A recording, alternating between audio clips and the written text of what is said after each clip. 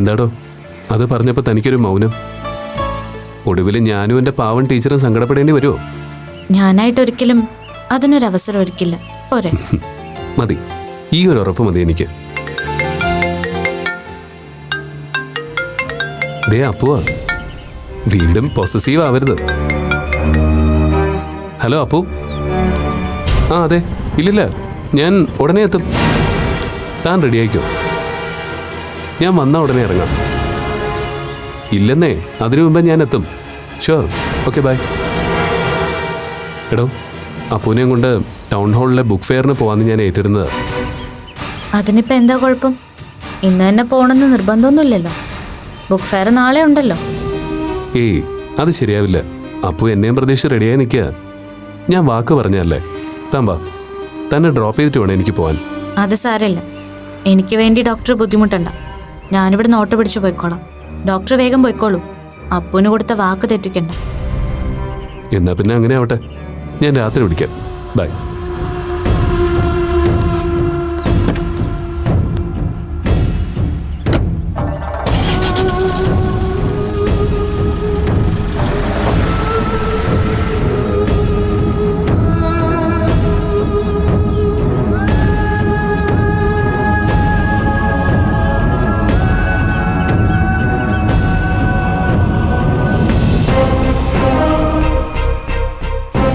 നോക്ക് Jobin, to be very frank, ഞാനിപ്പോൾ അങ്ങനെ ഒരു മകളെക്കുറിച്ച് ആലോചിക്കാറേ ഇല്ല എന്നുള്ളതാണ് സത്യം. പിന്നെ ആകെ ഒരു വിഷമം, ഞാനുമായിട്ടുള്ള സൗഹൃദത്തിൻ്റെ പേരിൽ എൻ്റെ സഹപാഠിക്കും മോനും അവളൊരു ബേർഡൻ ആവുന്നല്ലോ എന്നുള്ളതാണ്. ആ ഒരു ഒറ്റ കാര്യത്തിൻ്റെ പേരിലാണ് ഇന്ന് ജോബിൻ വന്നപ്പോൾ ഈ വിഷയം സംസാരിക്കാൻ പോലും ഞാൻ തയ്യാറായത്. അപ്പോൾ ഞങ്ങൾക്കൊരു ബാധ്യതയെ തോന്നിയിട്ടേ ഇല്ല അങ്കിൾ. അപ്പൂനെ അവിടെ അക്കോമഡേറ്റ് ചെയ്യാനും പഠിപ്പിക്കാനുമുള്ള ആലോചനയിൽ അങ്കിളും മമ്മിയായിട്ടുള്ള സൗഹൃദം ഒരു ഘടകമേ അല്ലെന്നുള്ളതാണ് സത്യം. പിന്നെ എന്താണ് നിങ്ങളെ ഇങ്ങനൊരു തീരുമാനത്തിന് പ്രേരിപ്പിച്ചത്? സാമൂഹ്യ സേവനത്തിന്റെ ഭാഗമായിട്ടാണെങ്കിൽ എന്തുകൊണ്ട് അപ്പു? അവളെക്കാൾ ആവശ്യവും അർഹതയുള്ള ഒരുപാട് കുട്ടികൾ നമ്മുടെ ചുറ്റുവട്ടത്തിനുണ്ടല്ലോ. അവരോടൊന്നും തോന്നാത്ത സിമ്പതി എന്തിന് അപൂർവ എന്ന താരതമ്യേന ഉയർന്ന ചുറ്റുപാടിൽ ജനിച്ചു വളർന്ന കുട്ടിയോട് തോന്നണം? എന്താ ജോബിൻ, ഞാൻ ചോദിച്ചതിന് ഉത്തരവില്ലേ? ഒരു വാദത്തിന് വേണ്ടിയാണെങ്കിൽ അങ്കിളിന്റെ ഈ പോയിന്റ് ഞാൻ സമ്മതിച്ചു തരാം. അങ്കിളും മമ്മിയുടെ സുഹൃത്തായതുകൊണ്ട് തന്നെ അപ്പുവിന്റെ കാര്യത്തിൽ മമ്മിയെ ഇങ്ങനൊരു തീരുമാനം എടുക്കാൻ പ്രേരിപ്പിച്ചത്. ഇനി തർക്കിച്ച് ജയിക്കാനാണെങ്കിൽ എനിക്കും മറുവാദം ഉന്നയിക്കാം. പക്ഷെ അങ്കിൾ, നമ്മൾ തമ്മിൽ അങ്ങനൊരു വാദപ്രതിവാദത്തിന്റെ കാര്യമുണ്ടോ? അതും അപ്പുവിന്റെ കാര്യത്തിൽ? ഞാൻ പറഞ്ഞല്ലോ ജോബിൻ, അപ്പു എന്നൊരു സെന്റിമെന്റ്സ് ഇപ്പൊ എന്റെ മനസ്സിലേ ഇല്ല. ഞാൻ പറയുന്നതും ആഗ്രഹിക്കുന്നതും അംഗീകരിക്കാത്തൊരു മകളെ, ആ വാക്ക് ഞാൻ അടിവരയിട്ട് പറയുന്നു, മകളെ എനിക്കിനി ആവശ്യമില്ല. അതൊരു അടഞ്ഞ അധ്യായമാണ്. എന്താ പറയാ, ഈ ഗർഭത്തിലെ മരിച്ചു പോകുന്ന മക്കളെ ഓർത്ത് അച്ഛനമ്മമാർ അധികമൊന്നും സങ്കടപ്പെടാറേ ഇല്ലല്ലോ. ഇപ്പൊ എന്നെ സംബന്ധിച്ച് അപ്പു മറന്നു കളയാൻ ആഗ്രഹിക്കുന്ന ഒരു ചാപിള്ളയാണ്. അങ്കിൾ, ഇതല്പം ക്രൂവലാ. യെസ്, എനിക്കറിയാം. പക്ഷെ 22 വയസ്സുവരെ എല്ലാ സ്വാതന്ത്ര്യവും സ്നേഹവും കൊടുത്തു വളർത്തിയ മകൾ അച്ഛനോട് കാണിച്ചുകൊണ്ടിരിക്കുന്ന ക്രൂരത വെച്ച് അളക്കുമ്പോൾ ഞാൻ പറഞ്ഞത് നിസ്സാരമായിട്ട് തോന്നും.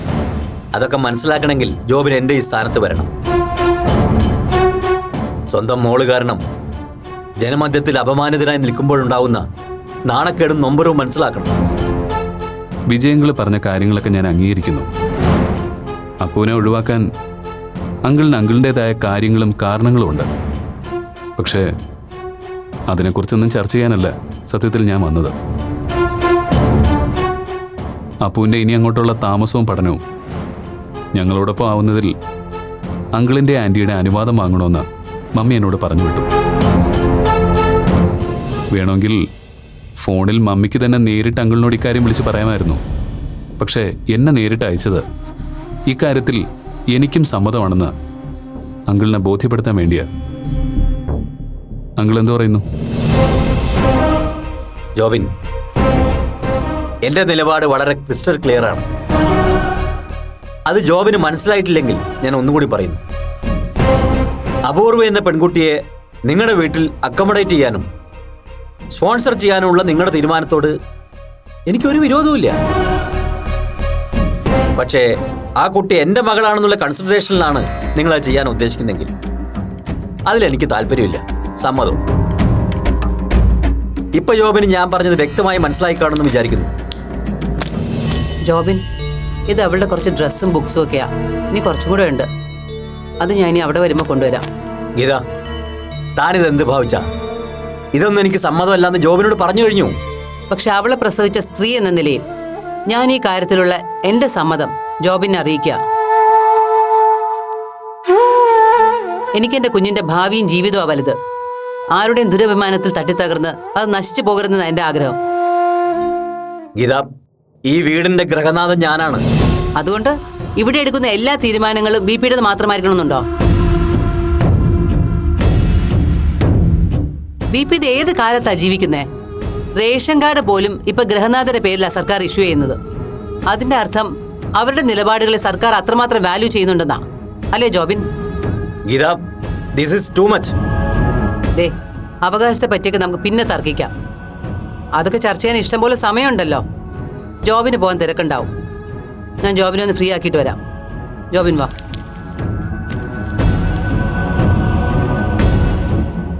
എന്നാ ഞാൻ ഇറങ്ങട്ടെ അങ്കിൾ.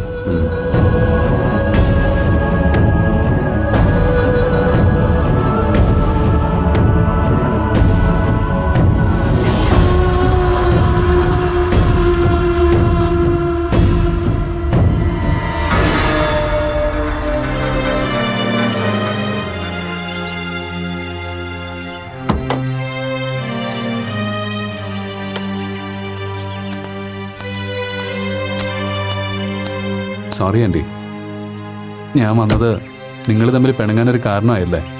ഏയ്, ജോബിൻ വന്നില്ലായിരുന്നെങ്കിലും ഞങ്ങൾക്ക് തർക്കിക്കാനും പിണങ്ങാനും ഈ വീട്ടിലിപ്പോൾ ഒരുപാട് കാരണങ്ങളുണ്ട്.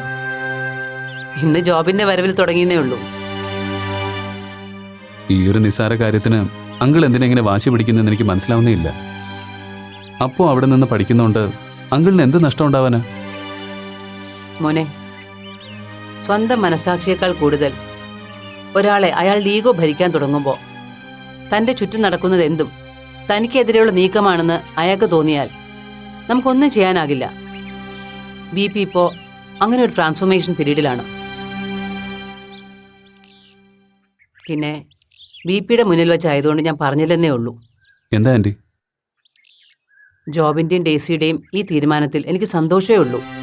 പക്ഷേ ഒന്ന് രണ്ട് കുഞ്ഞു നിബന്ധനകൾ എനിക്ക് ഈ കാര്യത്തിലുണ്ട്. പറയാലോ അല്ലേ? ഷുവർ ആൻറ്റി, ധൈര്യമായിട്ട് പറഞ്ഞോ. കേട്ടാൽ ഡേസിക്കും ജോബിനൊന്നും ഇഷ്ടാവില്ലെന്നറിയാം. എന്നാലും ഇതെൻ്റെ ഒരു നിർബന്ധമായിട്ട് തന്നെ എടുക്കണം.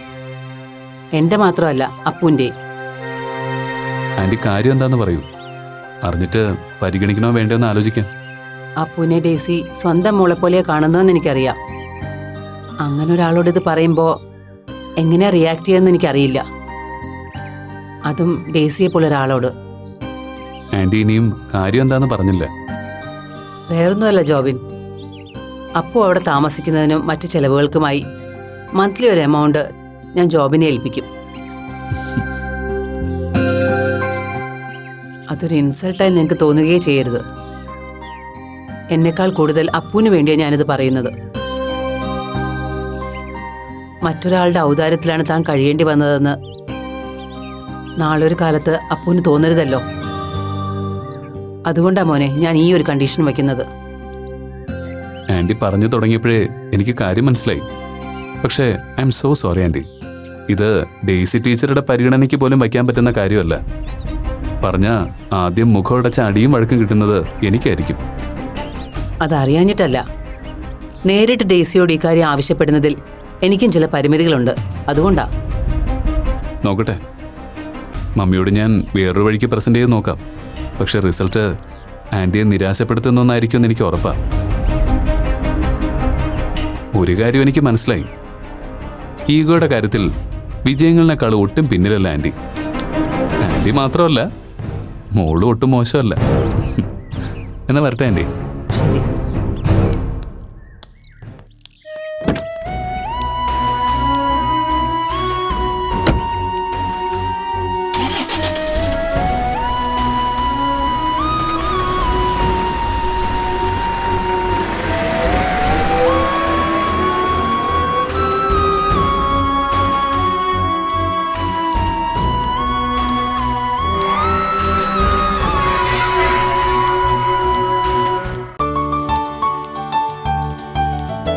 അമ്മേ, അമ്മേ, ഞാൻ ഇറങ്ങുവാണേ. ഒരു മിനിറ്റ് മാളു, ഞാൻ ലഞ്ച് ബോക്സ് റെഡിയാക്കിക്കൊണ്ടിരിക്കുക. 2 മിനിറ്റ് ഇപ്പൊ തരാം.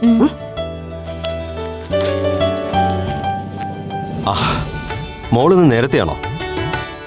എന്തേ, കോളേജ് വല്ല സ്പെഷ്യൽ ക്ലാസ്സും ഉണ്ടോ? ഇല്ല അച്ഛാ, എന്നാലും ഇന്ന് നേരത്തെ പോകേണ്ട ഒരു ആവശ്യമുണ്ട്.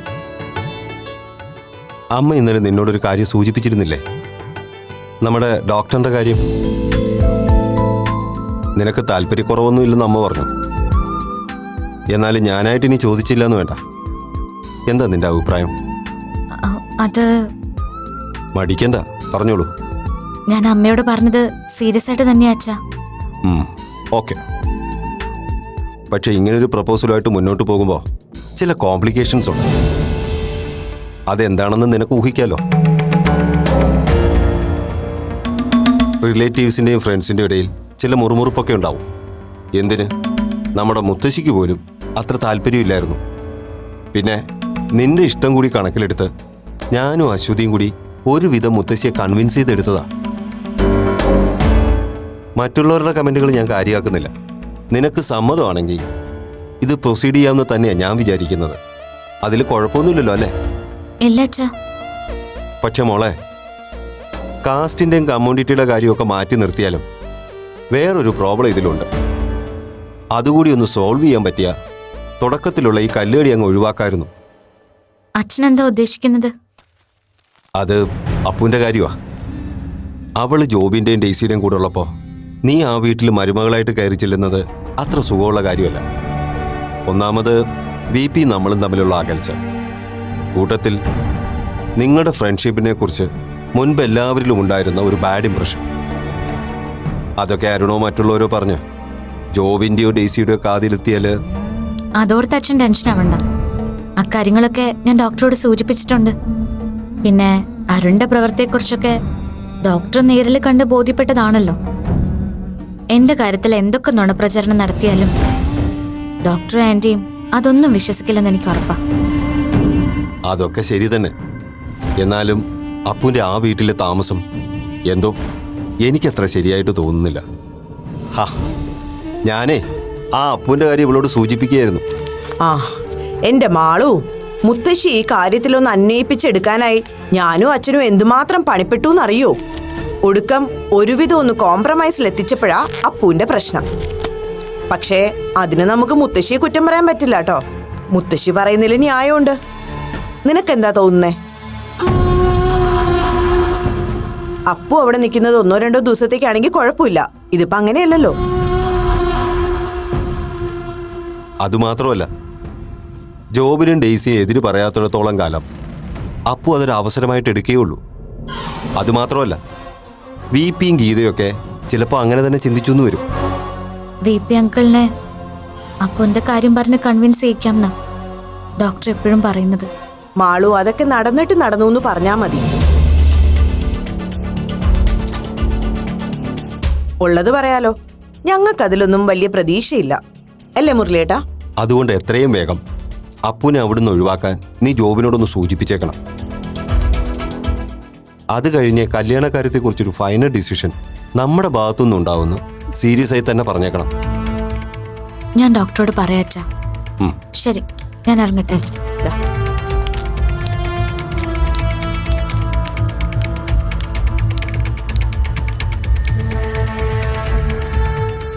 അപ്പുവിനെ അവിടെ അക്കോമഡേറ്റ് ചെയ്യുന്നത് മാളൂന് അത്ര ഇഷ്ടപ്പെട്ടിട്ടില്ലെന്ന് തോന്നുന്നു. നേരാ, എനിക്കും അത് തോന്നി. അല്ലെങ്കിൽ അപ്പുവിന് വേണ്ടി അവളിപ്പോ നമ്മളോട് തർക്കിച്ചേനേലോ. അവൾക്കൂടി ഇഷ്ടമല്ലെന്നറിയുമ്പോ ഡെയ്സി അത് വേണ്ട രീതി കൈകാര്യം ചെയ്യുമായിരിക്കും. എന്നാ ഞാൻ പോകാൻ റെഡി ആവട്ടെ.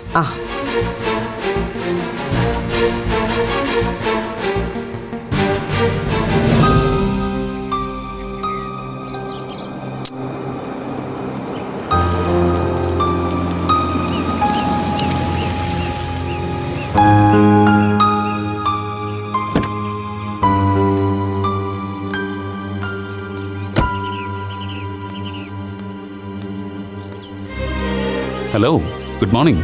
Good morning. ഡോക്ടർ എന്താ ലേറ്റ് ആയത്? ഞാൻ കുറേ നേരമായിട്ട് വെയിറ്റ് ചെയ്യാം. സോറി ഡിയർ, നേരത്തെ ഇറങ്ങണമെന്ന് എന്നെ വിചാരിച്ചതാ. പക്ഷെ രാവിലെ നോക്കുമ്പോൾ ഷട്ടിൽ കോട്ടൊക്കെ സെറ്റ് ചെയ്ത് അപ്പു നിൽക്കുന്നു.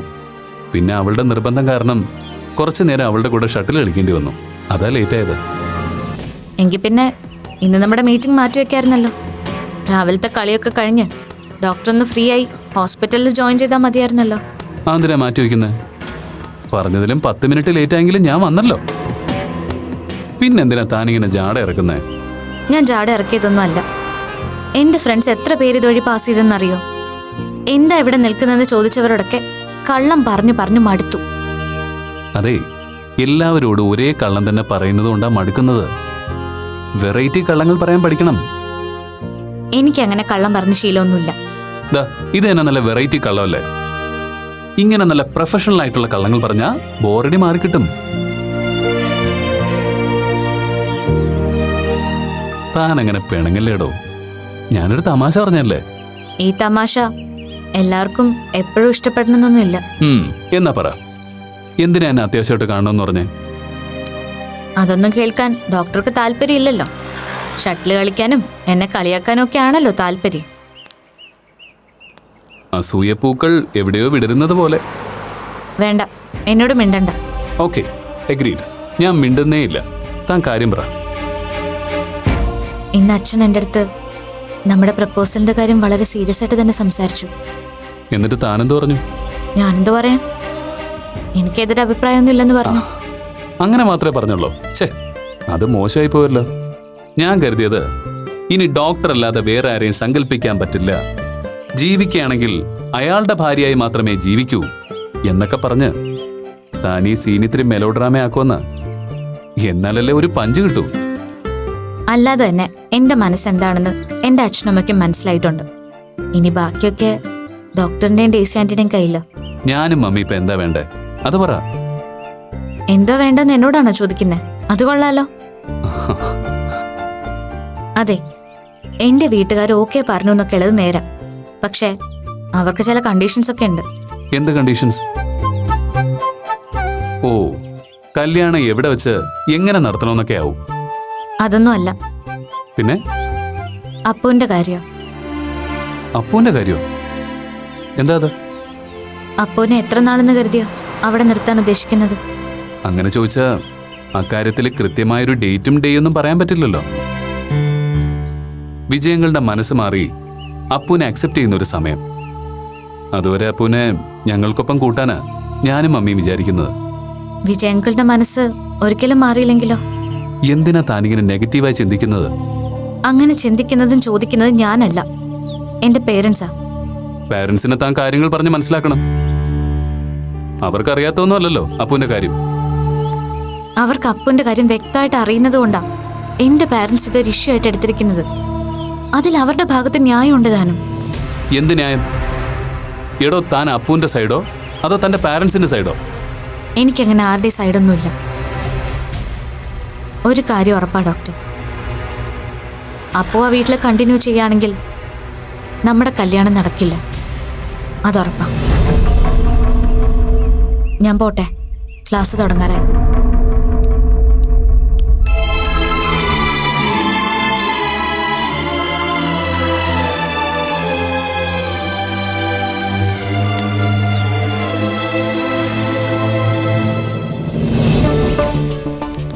മാസ് കഴിഞ്ഞിട്ടും പ്രയർ ഹാളിൽ തന്നെ കൂടുതൽ സമയം ഇരിക്കുന്നത് കണ്ടല്ലോ.